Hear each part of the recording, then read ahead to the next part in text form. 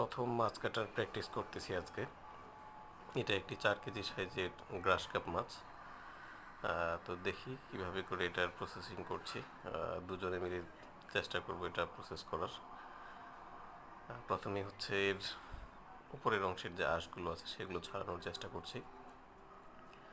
তো বাসাতে ভালো ছাড়ানোর যন্ত্র না থাকায় বাড়িতে একটা যে বড় চাপাতি ছিল সেই চাপাতিটা দিয়েই হচ্ছে আঁশ ছাড়ানোর চেষ্টা করছি।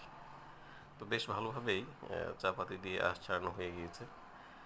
এখন এর হচ্ছে এই যে ফুলাকা ডানা পাখনা এগুলো একটু পরে কাটবো। আর এরপরে সর্বশেষ হচ্ছে চেষ্টা করবো এটার পিস করার।